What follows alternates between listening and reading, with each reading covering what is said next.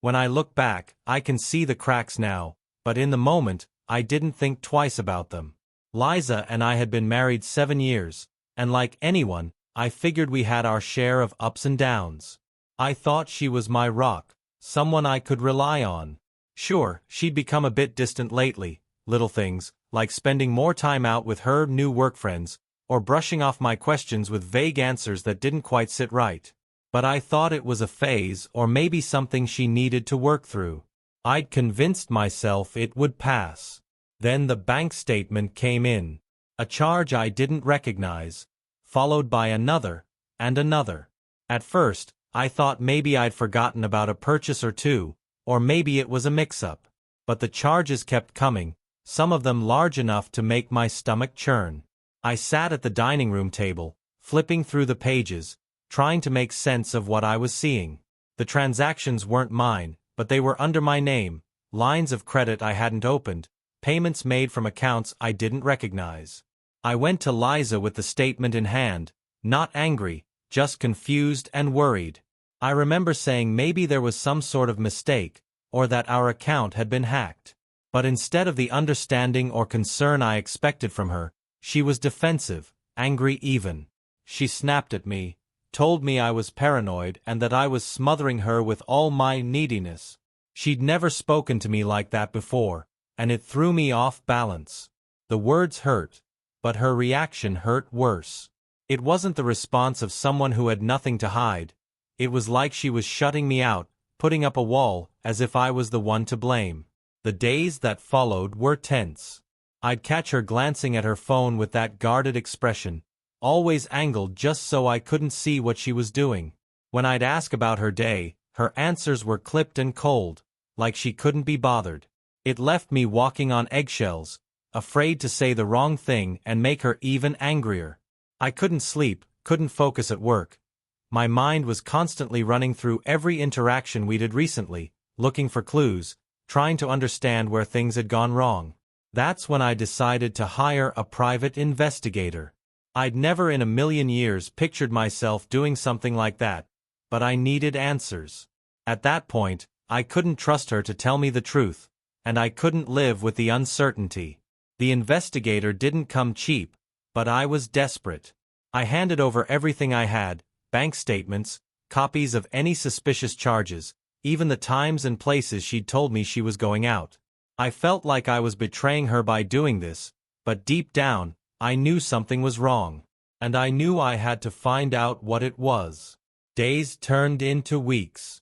I'd jump every time my phone buzzed, hoping it was the PI with an update, but it was usually nothing. The waiting was unbearable. I'd lie in bed next to her, listening to her breathing, wondering who she really was when I wasn't around. There were nights when I felt like reaching over, asking her to tell me the truth, but the fear of what she might say kept me silent. I was half living, caught between a life that felt normal on the surface and a truth that was clawing its way to the surface. Then, 2 weeks in, I finally got a message from the investigator. "We need to meet. Findings are complicated." I read those words over and over, my stomach twisting tighter with each read. I didn't know what complicated meant, but I could feel my world unraveling, piece by piece. Sitting across from the private investigator in his small, cluttered office, I could feel my heart pounding, each beat heavy with dread. The investigator, a middle-aged guy with a tired face and a no-nonsense attitude, opened a thick file and began to speak. His voice was calm and direct, but I barely heard the first few sentences. My mind was racing ahead, bracing itself for what I was about to hear. The first blow came quick. Liza had been unfaithful. Hearing it from someone else made it feel like a punch to the gut. I'd had my suspicions, but nothing had prepared me for the confirmation. It felt like the ground had given way beneath me, leaving me hanging there, trying to process the fact that my wife had been with someone else. But before I could even fully take that in, the investigator kept going, saying there was more. A lot more. Apparently, Liza's affair wasn't just a fling, it was a partnership. And it wasn't just emotional or physical. She and her lover, a name that made me physically recoil, had been working together on a full-blown scheme. I barely heard the investigator say Scott's name. Scott, my best friend since college. Scott, the guy who'd been at our wedding, who'd been over to our house for countless barbecues, who'd been like family. It felt surreal. My best friend was the man she'd been cheating on me with, and they were both using me like I was nothing more than a pawn in their plan. The investigator explained that Liza and Scott had been setting up fake credit lines in my name and funneling money through accounts linked to my social security number. It was all meticulously planned, almost too perfectly orchestrated. They'd been careful, disguising transactions and routing them through shadow accounts to make them seem like business expenses or investments. They'd taken advantage of every piece of trust I'd given them, digging their hands into my finances, my identity. And all the while, I'd been clueless, thinking I was building a life with Liza, that Scott was my friend.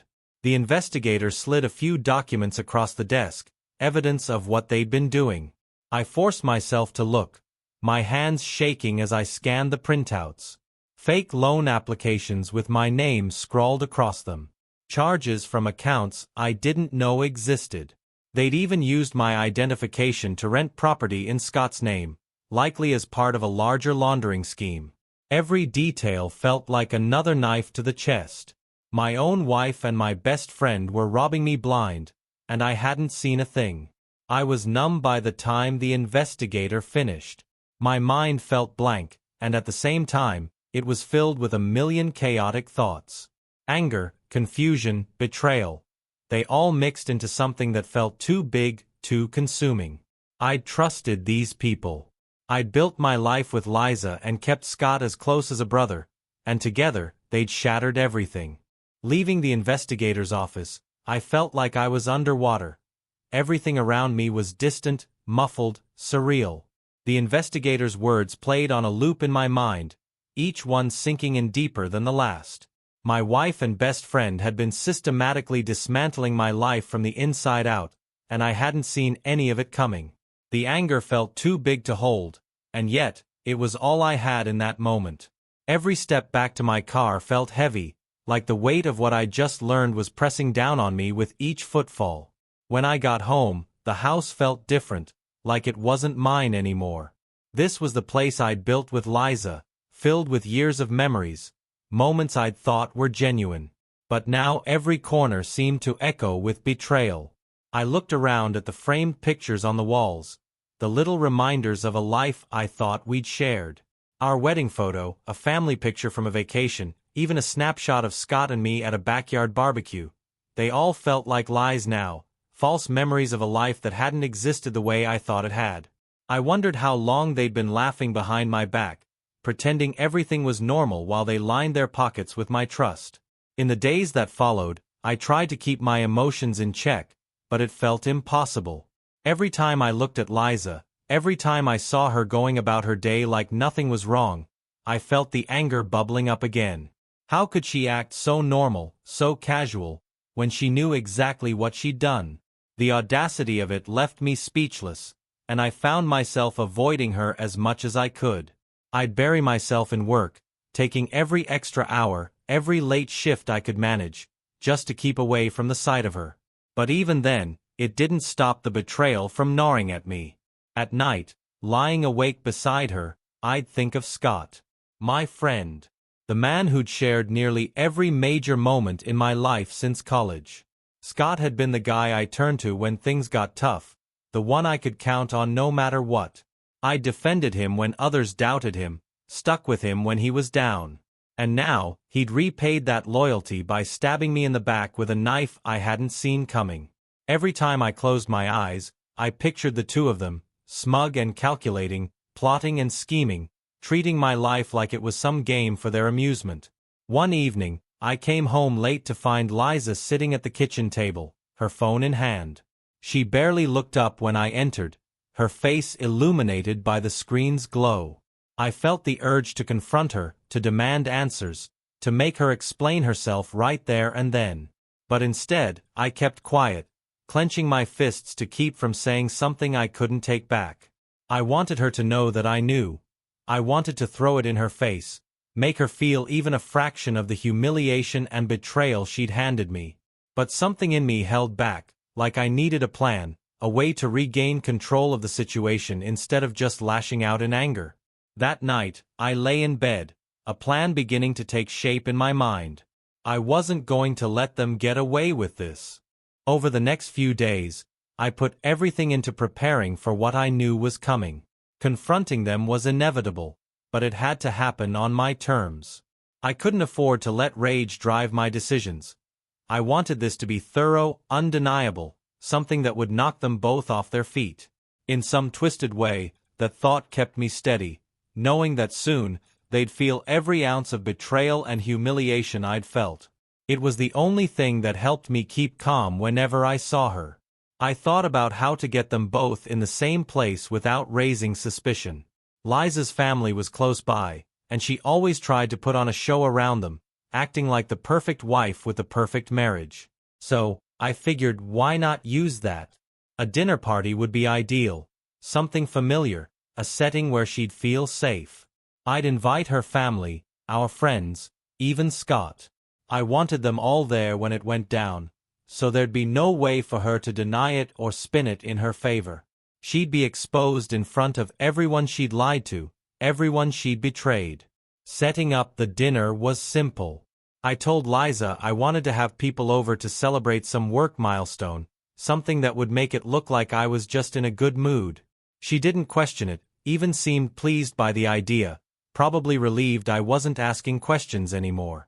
It was strange to watch her react, to see her acting like she cared, as if she hadn't been gutting our marriage behind my back. She even offered to help with the arrangements, suggesting the menu, picking out wine, playing her part without the slightest hesitation.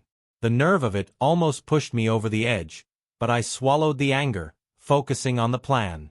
On the day of the party, I could feel the tension building inside me as I watched her flit around the house, setting things up, making everything look just right. Scott arrived early, and the sight of him at my front door made my blood boil. I hadn't seen him since finding out about their scheme, and it took everything I had to keep a straight face as I greeted him. He gave me a pat on the back, that same friendly grin he'd always had, as if he hadn't been stealing from me and sleeping with my wife. The audacity was unreal.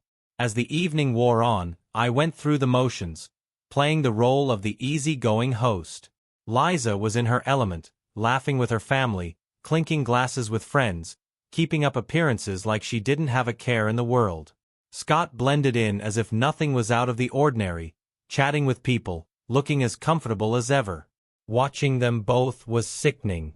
Here they were, fully aware of the damage they'd done, and they were acting like none of it mattered. Like I was just some fool too blind to see what was right in front of him. When everyone was seated, I felt the weight of the moment bearing down on me. This was it, the point of no return. With everyone seated and the chatter fading, I took a moment to look around the table, taking in each face. Liza was sitting near the head of the table, laughing softly with her sister, her wine glass poised in her hand like some picture-perfect hostess. Scott was across from her, leaning back with his usual confidence, totally relaxed, as if he had no idea what was coming. The sight of the two of them in my home, sitting at my table like everything was normal, felt surreal. It made what I had to do even clearer. This wasn't just about confronting them anymore, it was about taking back what they'd stolen from me. My life. My dignity. I stood up, tapping my glass lightly with a fork. The room quieted, and I felt every eye turn to me. Liza looked up, a slight smile on her face, probably expecting some toast about work or something trivial. But she'd soon learn different. I took a steady breath, then started talking, my voice calm but steady, with a seriousness that made a few people shift uncomfortably in their seats. I began by thanking everyone for being there, saying how much I appreciated them coming together to celebrate. Then, slowly, I transitioned, mentioning how important loyalty and honesty had always been to me, values I'd thought everyone in that room had shared. I could see Liza's smile faltering a bit, a flicker of confusion crossing her face as she glanced at me, probably sensing the change in my tone.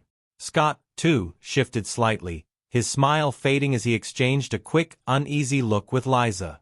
And that's when I dropped the first bomb. I told everyone that I'd recently come to know things I never would have imagined about people I trusted. How, sometimes, betrayal comes from the ones you'd least expect, the ones closest to you. My voice was steady, but I could feel the anger simmering beneath it, every word carrying the weight of weeks of sleepless nights, of everything I'd kept bottled up. Then I said their names, Liza and Scott. I told everyone that these two people, my own wife and best friend, had not only betrayed me but had conspired to ruin me. There was a shocked silence around the table, eyes wide, hands frozen mid-air. Liza's face went pale, her hand gripping her wine glass so tightly her knuckles turned white. Scott looked stunned, but he quickly tried to recover, forcing a nervous smile, as if he thought he could somehow play this off as a misunderstanding. But I wasn't done. I laid it all out in front of them, the affair, the fake accounts, the loans in my name. I told everyone how they'd been siphoning money, using my social security number, pulling off a scheme I never would have expected from strangers, let alone my own wife and my best friend. I saw Liza's family staring at her in disbelief, some shaking their heads, others looking at her like they didn't recognize her. Then, the final blow. I'd tipped off the police before the dinner, letting them know everything I'd discovered. I'd wanted Liza and Scott to feel the weight of their betrayal with everyone watching, to strip away their lies in front of the people they'd fooled. And, as if on cue, we heard the unmistakable sound of sirens approaching, lights flashing through the window. In that instant, I saw all pretense fall away from both of them. Liza's face contorted in a mixture of shock and fear, her mouth opening and closing as if trying to find words. Scott's confidence evaporated. He looked down, avoiding everyone's gaze, his face red with shame. As the sirens grew louder, the tension in the room was thick, the weight of what I'd revealed hanging over everyone like a storm. No one moved, no one spoke. Liza's family looked at her with a mix of horror and disbelief, as if they were struggling to reconcile the woman they thought they knew with the person I'd just exposed. Her sister, who'd always been close to Liza, was staring at her like a stranger, lips pressed into a tight line, eyes wide and disbelieving. Liza looked back at them, her face pale, eyes darting between each person like she was pleading for anyone, to come to her defense. She opened her mouth to say something, maybe to try and salvage what was left of her reputation, but I cut her off. There was nothing she could say that would fix what she'd done, and I wasn't about to let her spin some story in front of everyone. I'd waited too long, been played for a fool too thoroughly to let her start twisting the truth now. I turned my attention to Scott, who looked like he wanted to sink into his chair and disappear. Gone was the easy smile, the confidence, the charm he'd used so well over the years to earn everyone's trust. He wouldn't meet my eyes, staring down at his hands as if avoiding everyone's gaze would make it all disappear. For a moment, I almost pitied him.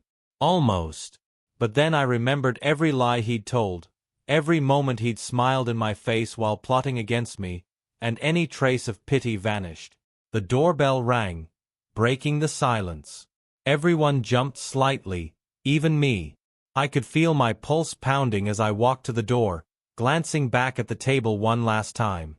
Liza's eyes were wide with terror, her breathing shallow and quick, as though she'd just realized the full extent of what was about to happen. Scott was frozen, staring down, his face pale. I opened the door to find two officers standing there, calm and composed, hands resting lightly on their belts. I stepped aside, letting them in without a word. They asked me quietly where Liza and Scott were, and I pointed them out. The officers nodded, their expressions neutral as they walked into the dining room, addressing Liza and Scott directly, asking them to stand. Liza looked up at them, her face a mask of shock and disbelief, as if she couldn't process that this was really happening. She stammered something incoherent, looking from the officers to me, her eyes pleading, but I just stood there, silent, watching as the reality of her situation settled over her. Scott, on the other hand, looked like he'd accepted his fate. He didn't argue or plead, he just stood slowly, his face blank, resigned. The officers explained the charges to them: fraud, identity theft, conspiracy. Liza's sister let out a small gasp, covering her mouth with her hand, and her mother looked away, unable to watch. I kept my eyes on both of them, feeling a strange sense of calm settle over me as the officers moved forward, cuffing them both. As they led Liza and Scott out of the dining room, I could feel the eyes of everyone at the table on me. No one said a word, and I could tell that they were still in shock, still processing what had just happened. I followed behind, watching as the officers guided them out the door and toward the waiting patrol cars. Liza looked back at me one last time, her face twisted in a mixture of rage and desperation, but I met her gaze without flinching. There was nothing left to say. She'd made her choices, and now she'd have to face the consequences. The quiet after they left was overwhelming. It felt like the whole room had been holding its breath, and now that Liza and Scott were gone, an uneasy silence settled over us. For a few moments, everyone just sat there, stunned, trying to process what had just happened. I could feel the weight of their stares, the confusion and shock in their eyes. Liza's family looked torn between anger and shame, the reality of her betrayal washing over them in waves. Her mother kept shaking her head, staring down at the table as if hoping it would all disappear if she just looked away long enough. One by one, people started gathering their things, mumbling polite goodbyes without really meeting my eyes. I could tell they didn't know what to say to me. Liza's sister paused, her expression a mix of anger and apology, and for a brief moment, I thought she might say something. But then she just nodded, her lips pressed tightly together, and followed the others out. I didn't blame them for leaving. The weight of what I'd revealed was too much for polite conversation, too heavy for small talk. When the last guest had gone, I shut the door and leaned against it, finally alone in the silence of my own house. The adrenaline that had been carrying me through the night was gone, replaced by a deep, crushing exhaustion. I felt like I'd been holding my breath for days, and now that it was all over, I didn't even know what to feel. Part of me wanted to scream, to let out all the anger and hurt that had been building inside me, but all I could do was stand there, staring at the empty room. I walked slowly back to the dining room, the scene of the night still vivid in my mind. The wine glasses, half-empty plates, the chairs pushed back hastily, remnants of what was supposed to be a celebration, now turned into a moment of reckoning. It was strange to look at it all and realize how quickly everything had changed, how the life I'd known, the people I'd trusted, had crumbled in an instant. The house felt emptier than it ever had, the kind of silence that gets under your skin and won't let go. I found myself wandering through each room, almost as if I expected to find a part of my life that hadn't been touched by the betrayal that had just unfolded. But everywhere I looked, there were reminders, our photos on the walls, the carefully chosen furniture we'd picked together, the little mementos from trips we'd taken. Now, each item felt out of place, like they belonged to someone else's life. My own house felt foreign, hollowed out. I made my way back to the dining room, where the aftermath of the night still sat like evidence in some crime scene. Wine glasses half full, napkins crumpled and left on plates, chairs pushed back hastily. What was supposed to have been a celebration, a night surrounded by friends and family, had turned into something I hadn't been able to foresee, even in my worst nightmares. Everything felt tainted. Even the familiar sight of our dining table, a place where we'd laughed, talked, and made plans, was now a harsh reminder of how easily a life can unravel. Eventually, I sank down onto the couch in the living room, staring into the quiet. The truth was finally out, but instead of feeling relieved, I was overwhelmed by an ache that seemed to settle in deeper with each passing minute. The whole thing felt surreal, as if I were in someone else's story. The shock had dulled a bit, but in its place was this heavy emptiness that felt like it would never lift. Almost without thinking, I picked up my phone and began scrolling through photos. Each picture felt like it was mocking me, a smiling Liza on vacation, the two of us at family gatherings, Scott laughing beside me during some celebration. Every image seemed to carry a lie now, as though all of those moments had been poisoned by the truth I'd learned tonight. I tossed the phone aside, realizing there was no comfort in memories that were tainted beyond repair. I leaned back and closed my eyes, trying to grasp the reality of what lay ahead. This house, This life I'd built with Liza was no longer mine. The trust that had been the foundation of everything I believed in was shattered, and I couldn't shake the feeling that I was floating in some dark space, with nothing solid to hold on to. It was as if the life I'd known had split in two, the before and the after, and I was left stranded in the middle, not sure where to go or how to start over. The next morning, I woke up to the cold light of day streaming through the windows, illuminating the emptiness of the living room. I'd barely slept, drifting in and out, my mind replaying everything over and over. The silence in the house felt heavier now, pressing down on me with a strange finality. Liza and Scott were gone, taken away, but the damage they'd done lingered in every corner of this place. I moved slowly, picking up the remnants of the party, each item a reminder of the people who had sat there in stunned silence as the truth unraveled. I washed the wine glasses, wiped down the table, straightened the chairs. It felt like going through the motions of some mundane ritual, but there was something grounding in the simplicity of cleaning up. It was as though putting things back in order might somehow help me make sense of the chaos they'd left behind. But when I finally sat down, looking around at the house now returned to its usual neatness, the emptiness returned, deeper and sharper than before. For the first time, I realized just how alone I was in all of this. Friends and family had shown their support last night, but now they'd gone back to their lives, leaving me to deal with the fallout.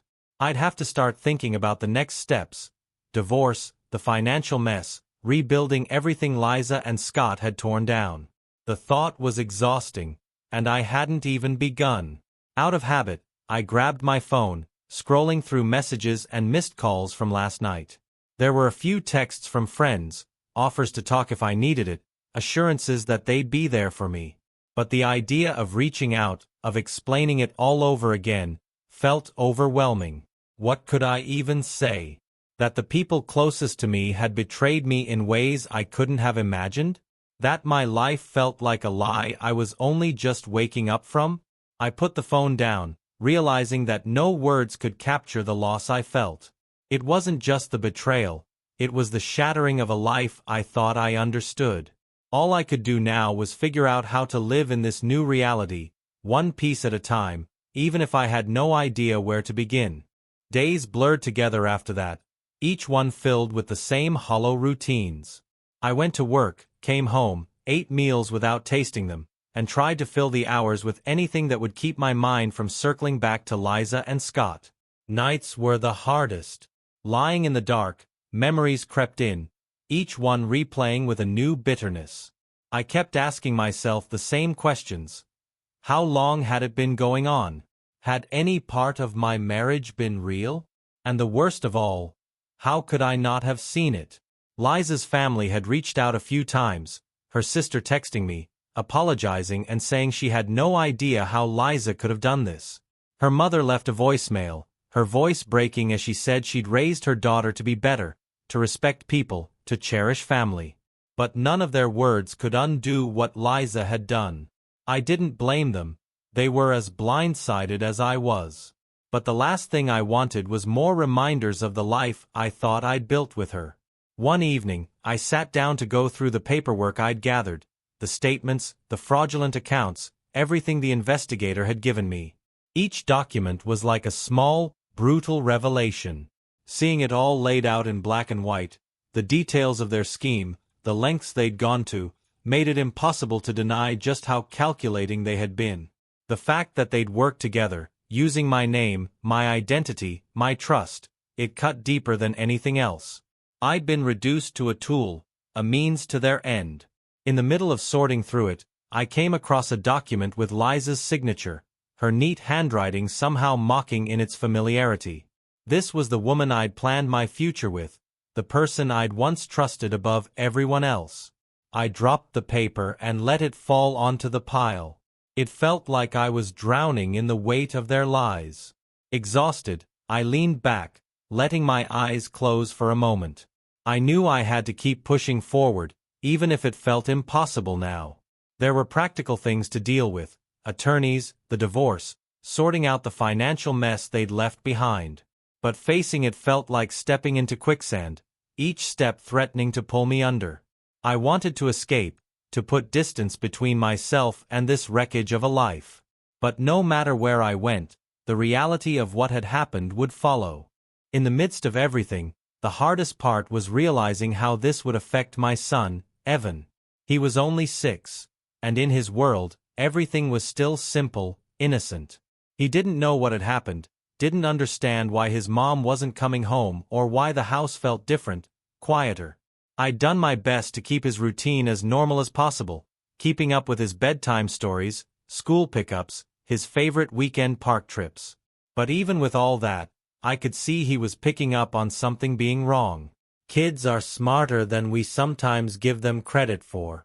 One evening, while I was tucking him into bed, he looked up at me with those big trusting eyes and asked if his mom would be back soon. The question hit me hard. I didn't know how to answer in a way that would make sense to him, how to explain that the family he knew was never going to be the same. I managed a vague response, saying she was busy for now but that I was here with him and that wasn't going to change.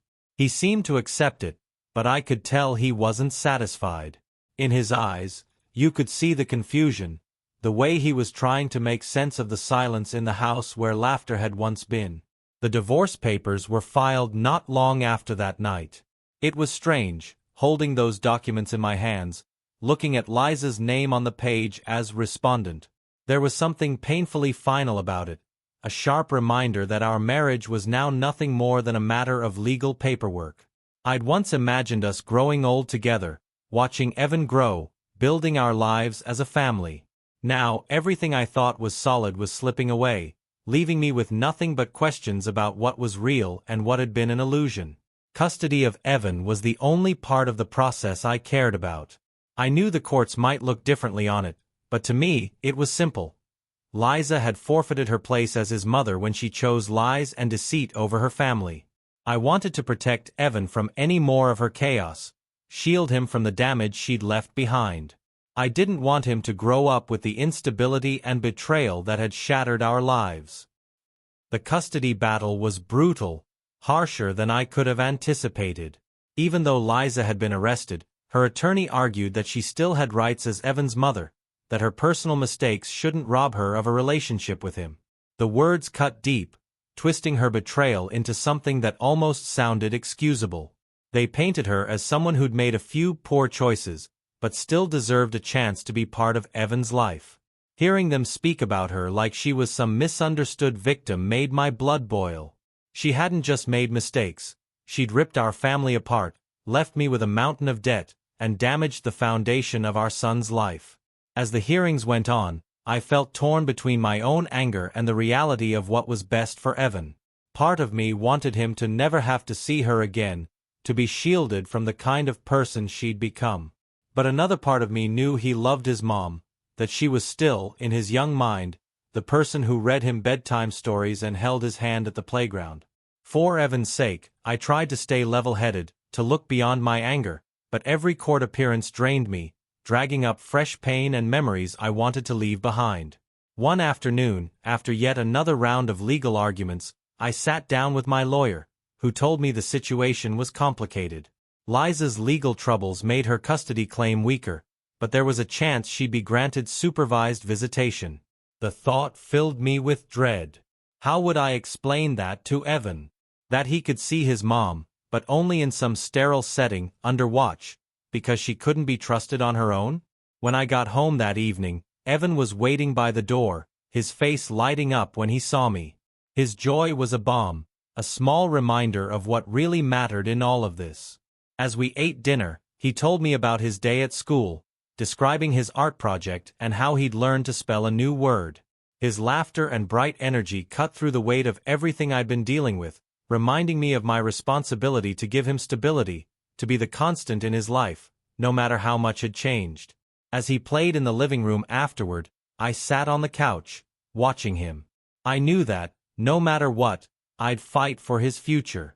Whatever decision the court made, I'd be there to guide him, to help him make sense of the world that had so suddenly shifted.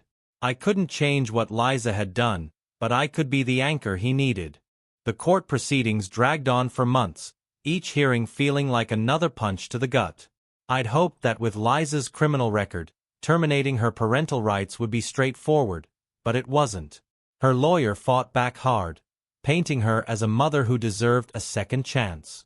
But I stayed firm, determined to protect Evan from the instability and confusion her presence would bring to his life.